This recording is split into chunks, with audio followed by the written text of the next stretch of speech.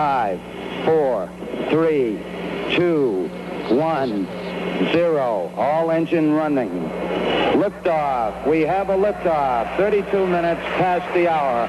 Liftoff on Apollo 11. July 1969. 70% of today's Americans were not even born or were too young to remember this historic event. It's one small step for man, one giant leap for mankind. And yet, most of us know those famous words and recognize these famous names.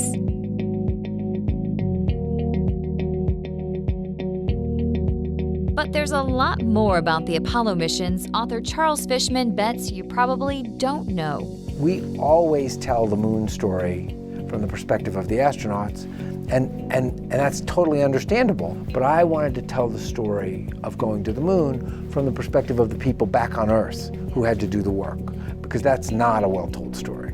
Ordinary Americans rose to the occasion in this remarkable way, and they're the ones who got us to the moon.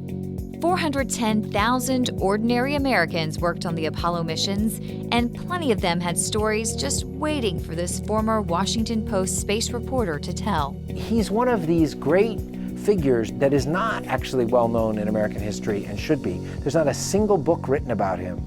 Fishman talks about that quirky Missourian, plus several other men and women working in this time of innovation on demand, brought on by this famous 1961 speech. We choose to go to the moon in this decade and do the other things, not because they are easy, but because they are hard. Hard was an understatement. We didn't have a rocket strong enough, a computer powerful enough, or spacesuits sturdy enough to send people to the moon. It all had to be dreamed up by Americans quickly. That is what is so impressive. A lot of work back on Earth was done by hand. We were racing the Russians to the moon with good reason, because there was a huge global contest for countries to understand the difference between capitalism and authoritarianism, between democracy and communism. It's a fascinating conversation filled with Fishman's contagious excitement for all things space-related. This is really amazing. So that's a huge crater. Next, in this first-person one-on-one with Charles Fishman, presented by St. Louis County Library and HEC Media. Charles Fishman, welcome to St. Louis. Thank you very much. I'm so happy to be in St. Louis. We were just at the St. Louis Science Center, you and I. We took a little trip in the James S. McDonald Planetarium. Well, you guys have deep roots in the race to the moon. All of the Mercury and Gemini capsules made right here, and we couldn't have done Apollo without Mercury and Gemini. So what I loved about when we were there is you spent 4 years researching this book, right? Absolutely. And when you were in there, you were like a kid in a candy store. You wanted to look at all the pictures. Right. It's a good museum, and I love pictures of the moon, and I haven't spent enough time looking at them yet. If I didn't like looking at it, I shouldn't have written the book. Well, we talked about that. So when you write a book, you have to be really interested. And I think you wrote in your book that you were 8 when the Apollo mission. I was 8 at Apollo 11, and I was building, Saturn V models and lunar module models. I was really captured by the sort of little kid romance of space. That sound, flying to the moon sounds cool when you're 8 years old. It sounds cool when you're 58 as well.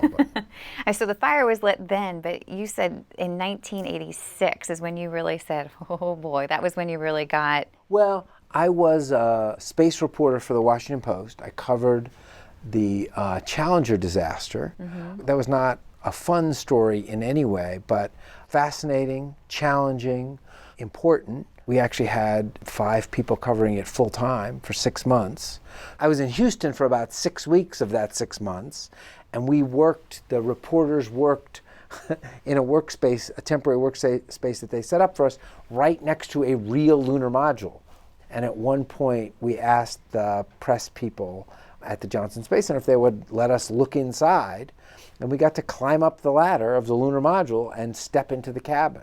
And that, I really think that was the moment when I was sort of reconnected with the Apollo missions. Mm-hmm. And actually, I've written 3 previous books, but this is the book I've always wanted to write. So in research for your book, I also read that you're a pilot and you did some zero gravity flights. I I was a pilot. I got a pilot's license after covering the space shuttle. Interesting. Because the astronauts then and now fly the most amazing little airplanes called T-38s. These planes are not much bigger than a Mazda Miata, and they just look like a whole lot of fun. And so I thought, well, that looks like fun. Why wouldn't I get a pilot's license? And so I did. And I did fly in zero gravity during the reporting for the book.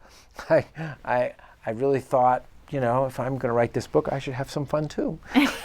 So that was one reason. Might as well, right? Might as well. But also, one of the core experiences of being an astronaut is living in zero gravity. And so I flew on a zero gravity flight out of Fort Lauderdale and then a zero gravity flight out of Orlando. And it's amazing. It is just as amazing as it looks when you watch the astronauts floating around. But just a wonderful experience and just a little tiny taste of what spaceflight is like. So that's the fun part of being a reporter. You interviewed many astronauts for this book. I certainly interviewed hundreds of people who worked on Apollo. I was less worried about astronauts. The 12 men who have walked on the moon have written 15 books among them. Just those 12 guys have 15 books, and they have sort of told their story. For me, the story I was interested in was the story of the people who got the astronauts to the moon. We always tell the moon story from the perspective of the astronauts, and that's totally understandable, and there's lots of astronauts in my book. But I wanted to tell the story of going to the moon from the perspective of the people back on Earth who had to do the work, because that's not a well-told story. And that's what's fun, because it's people that we all can kind of relate to, right? Exactly. Ordinary Americans sort of rose to the occasion in this remarkable way, and they're the ones who got us to the moon, right? The astronauts flew the spaceships, but they didn't build the spaceships. They didn't design the spaceships. They didn't imagine the spaceships and all the things that went along with it. And so that, too, is a great story. And the astronauts would be the first to tell you that that work was more important even than their own work. We're talking a lot of people, 410,000 people over the course of the mission? It's kind of extraordinary. 410,000 people worked on 11 Apollo missions. 410,000 people working on 11 flights, and that was more people in the late 1960s than were fighting in Vietnam in 3 years of the war. So really, it was the largest undertaking by human beings ever in history that was not a war. 2.8 billion hours of work. I was able to.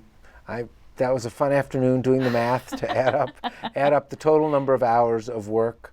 What's more interesting in some ways is you take the total amount of work that was done and divide it by the total number of spaceflight hours. There were 2,500 hours of Apollo missions, about 100 days.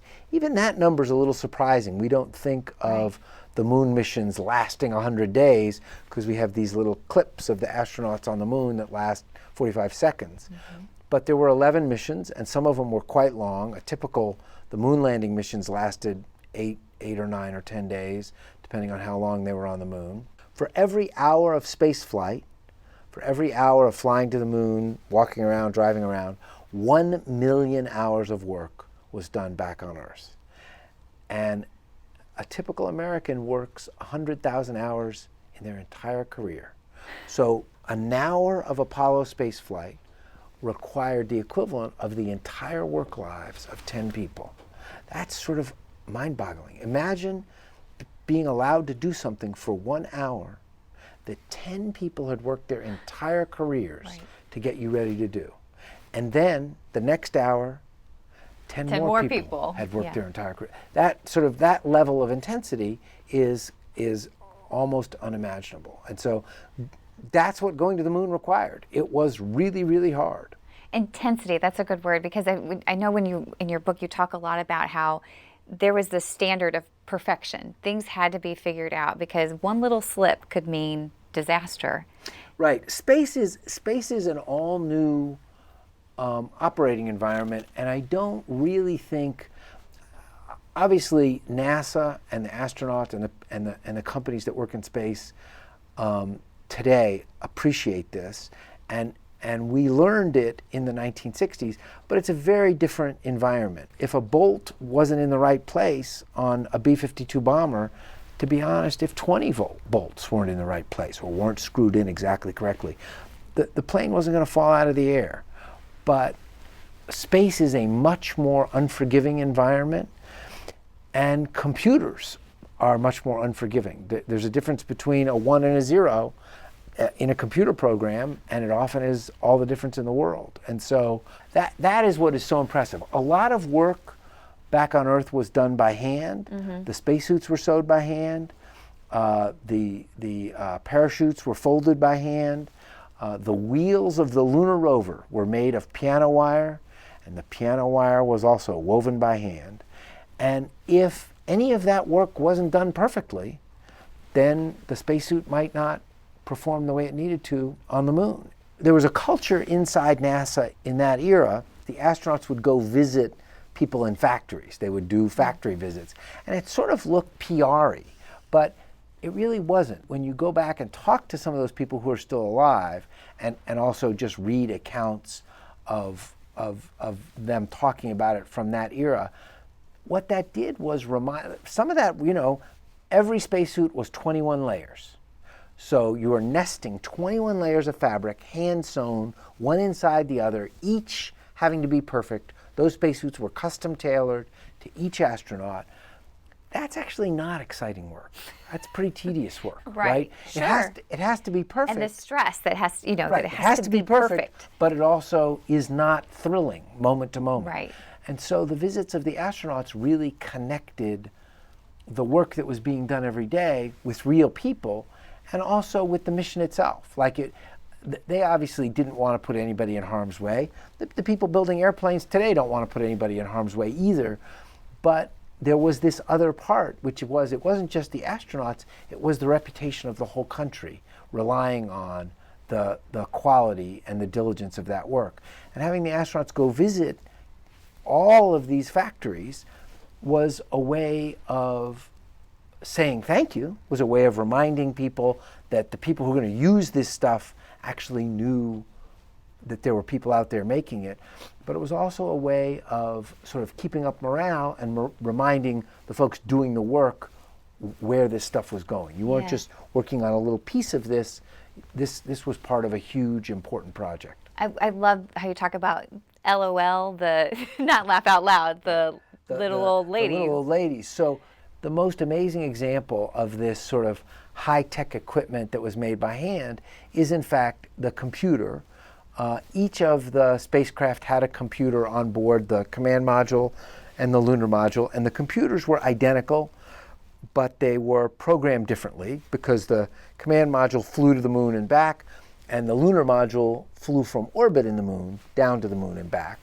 So they needed to be programmed differently. Those computers were the smallest, fastest, most advanced computers that had ever been created at that moment. But we didn't actually have the technology to manufacture the circuitry. And so the wiring of the computers, the programming, was woven by hand, as you say, by women who got the nickname little old ladies, the LOL ladies, in a factory in Waltham, Massachusetts. They weren't old. Most of them were clearly in their 30s or 40s if you look at the pictures and watch the videos. And they were literally former textile workers. Every single 1 and 0 in the spacecraft computer was woven by a woman with a needle attached to wire, getting the wire in the right place. And you were talking about how everything had to be perfect. If a single wire of that program was done incorrectly, was misrouted, the computer would not work right.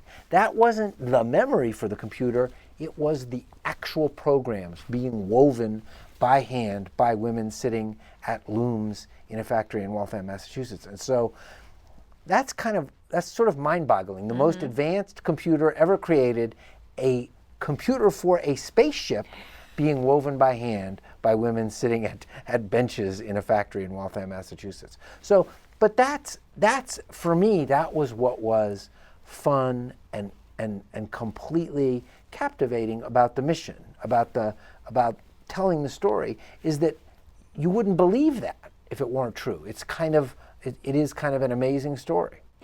We started off by talking about St. Louis's role in the space explorations, as getting Gemini and Mercury going. There was another man in your book, a Missourian, Doc Draper, right? Yes. There's this wonderful character who came from Missouri. I think he carried his Missouri roots with him, but he never actually lived back here. He went to his first 2 years of college in Missouri, and then he went to Stanford and got a full degree. Then, with a group of friends, after graduating from Stanford in the early 1920s, he drove all the way across the country. Driving across the country in the early 1920s was itself an adventure. And his friends went, as soon as they got to Boston, and visited Harvard, and he went and visited MIT. And he liked MIT so much that he got a second undergraduate degree from MIT, and he never left. He was an honest-to-God character, an absolute genius of navigation. He's a legendary MIT professor, legendary inventor and engineer, and he invented the equipment that permitted what's called inertial navigation.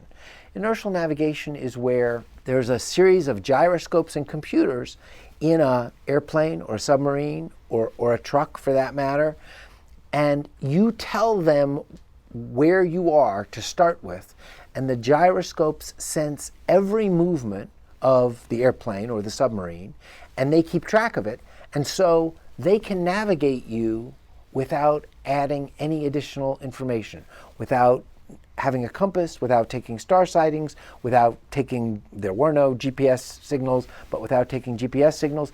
And so if you think about a nuclear submarine submerging and not coming up for weeks at a time, well, how would it know where it was under the ocean? You need inertial navigation. The sort of invention of inertial navigation, which Charles Stark Draper was responsible for, his team then went on to, in fact, design the systems that guided America's nuclear submarines. There were engineers from his group at MIT on the first nuclear submarine, the Nautilus, that went underneath the North Pole. His team then was tasked with designing the inertial navigation systems for nuclear weapons. Having done that, they had, in fact, designed the basics for the tools that you would need to fly in space. And if you're going to fly in space, you want to be able to keep track of where you are all the time, because you're moving at 7 miles a second. And so if you make a mistake, you could miss the moon by a lot of miles just by sort of, not keeping track for a few minutes. Right. Doc Draper was he's one of these great figures that is not actually well known in American history and should be. There's not a single book written about him, but he really ran a group at MIT that was indispensable.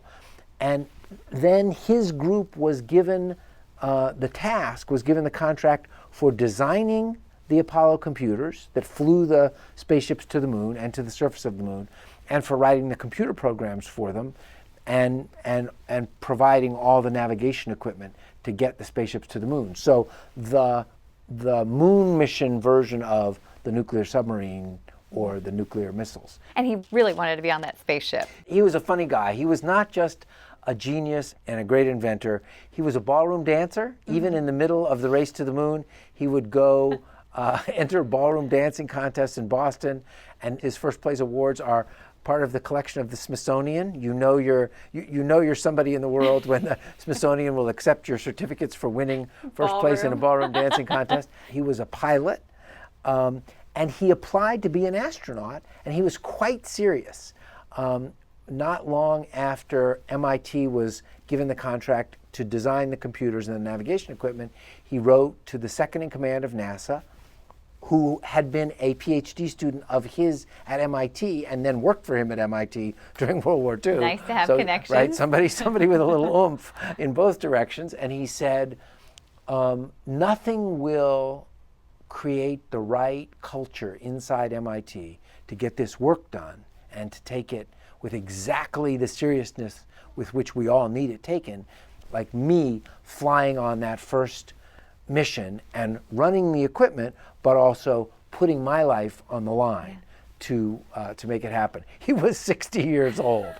And not exactly. Well, what's interesting is that the letter contains a line saying he had sought out the physician, the NASA doctor who actually chose the Mercury 7 astronauts, the first astronauts, and that guy said it was perfectly fine for him to go be an astronaut. He was no dummy. He's no dummy.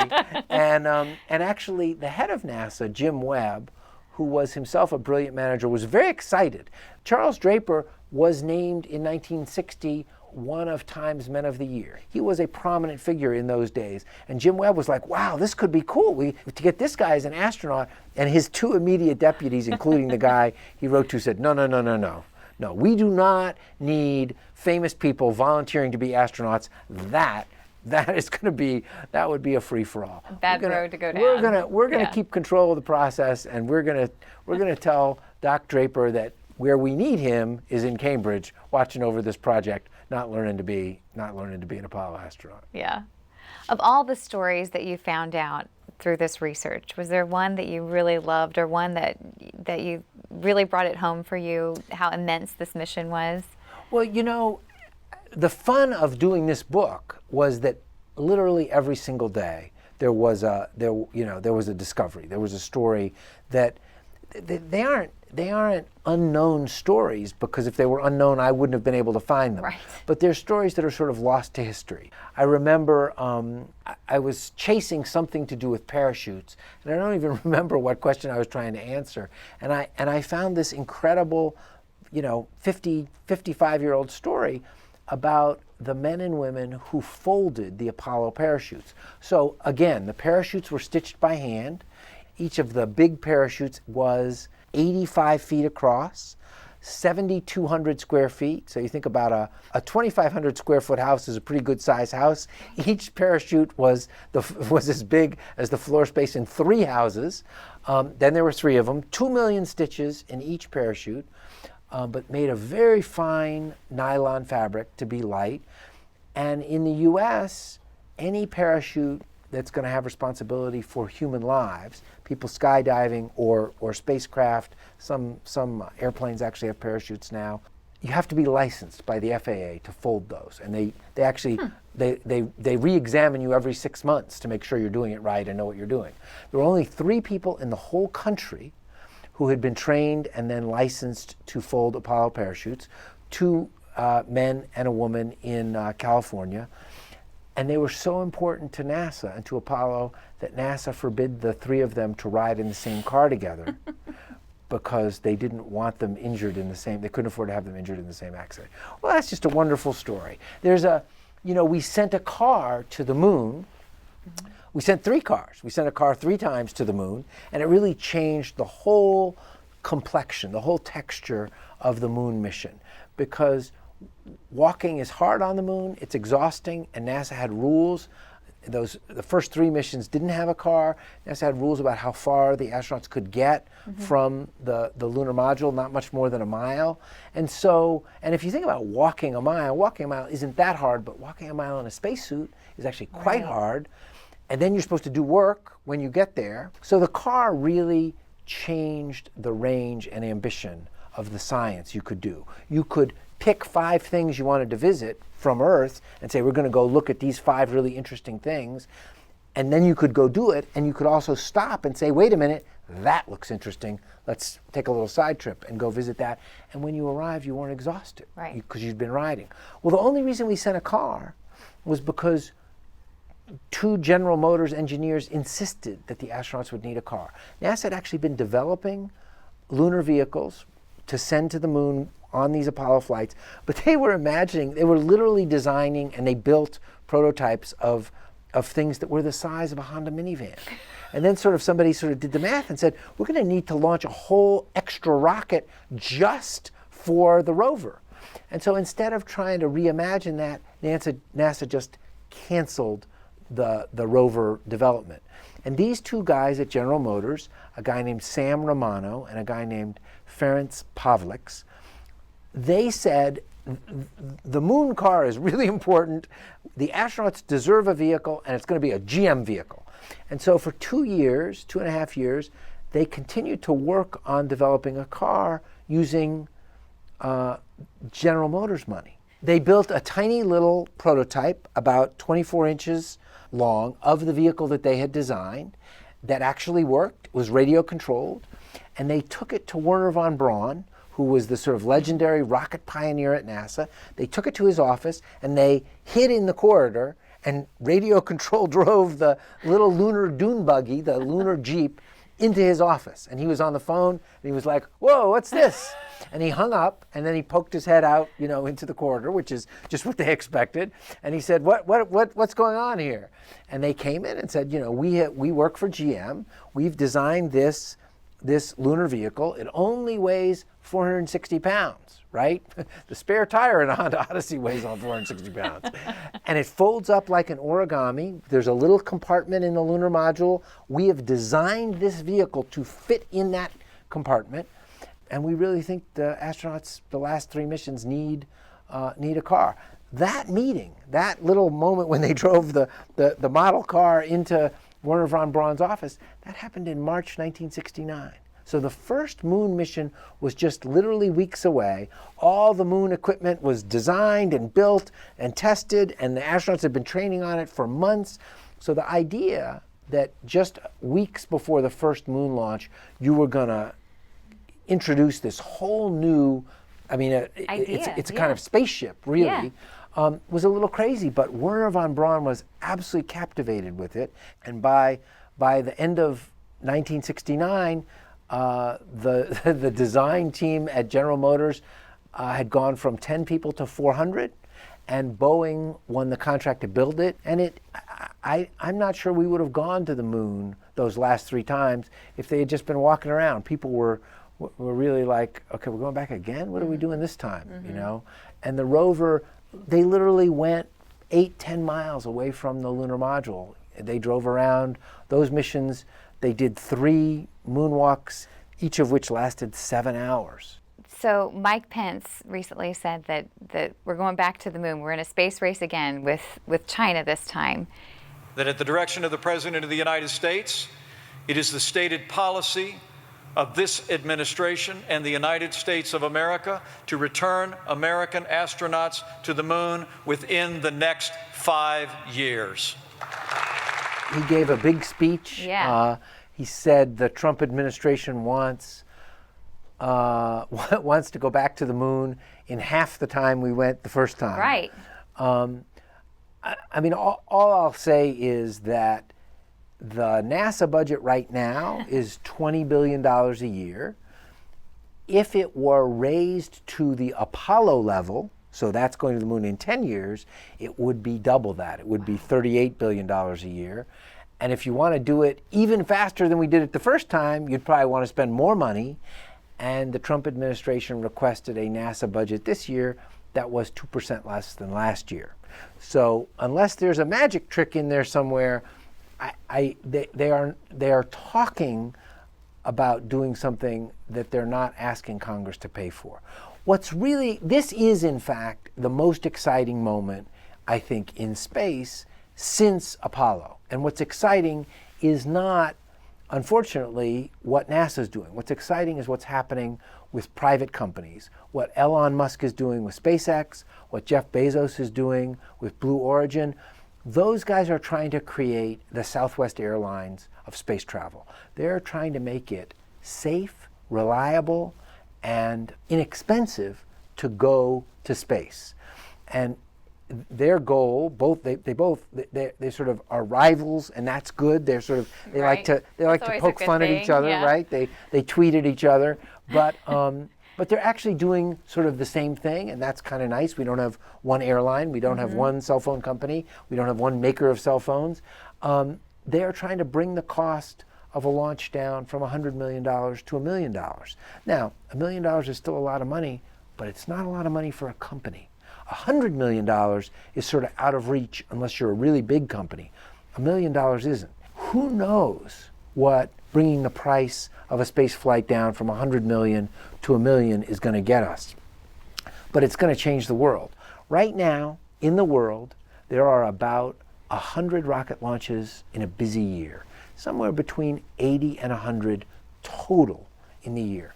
Bezos has said he fully expects within a few years that he will be launching once a week.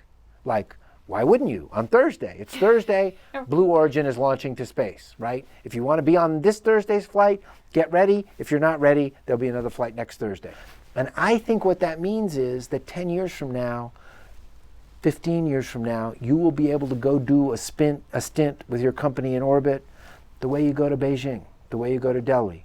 I think you'll be able to go up there the way people go work on an offshore oil rig. It will be something people do, and that's self-sustaining. They're trying to create a space economy. But I think what's going to happen in space in the next 15 years is going to be just as amazing as sort of the blossoming of the online world was 10 and 15 years ago. Will you be in line to report on it? I'll be in line to report on it.